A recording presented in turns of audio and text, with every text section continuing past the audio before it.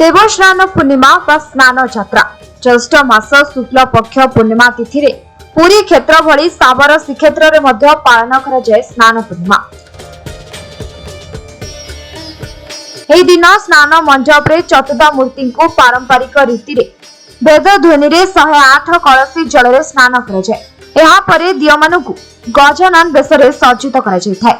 साधारणतः वर्ष रे थरे जगन्नाथ भाई भौणी सहित जल स्नान करती।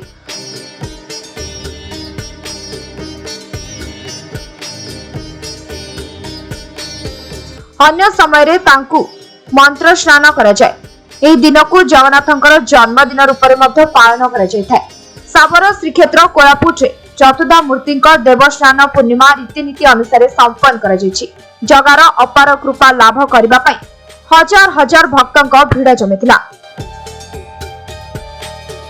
भक्तों समागम मध्य मृदंग घंटरे ताल ताले श्रीमंदिर स्नान मंडप को चतुर्धा मूर्ति विजय करथिले।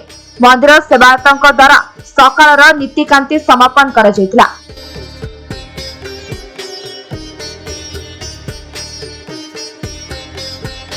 राति समय नीतिकांति सरिला परे श्रीजीव को सेना पटा लागि करा जायतिला।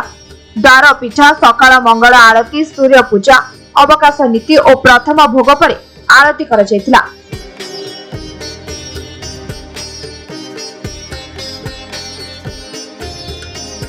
नीति नियम अनुसार सकाळ 7:30 रु 8:15 मध्य चंपावन सुनाकुअरु पवित्र स्नान निमंते 108 कलश रे पानी अणा जायतिला।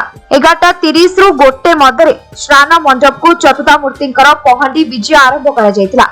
1:30 रु 2:55 मध्य ठाकुरंक महास्नान नीति अनुष्ठित होइतिला।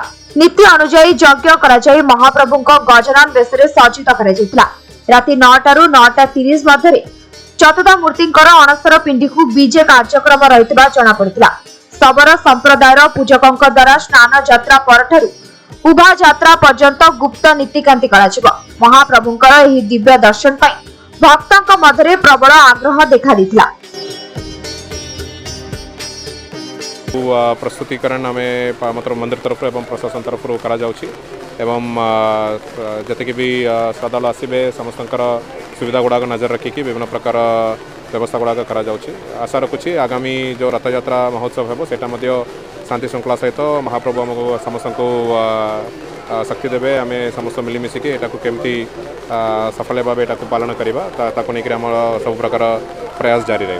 परंपरा अनुसार आम जमी रीतिनीति कर आज बहुत सुरुखुर बर्तमान सुधा चली आसी बाकी रहा आपंकर गजानन भेष जोटा कि समय आम कर आशा रखीचु।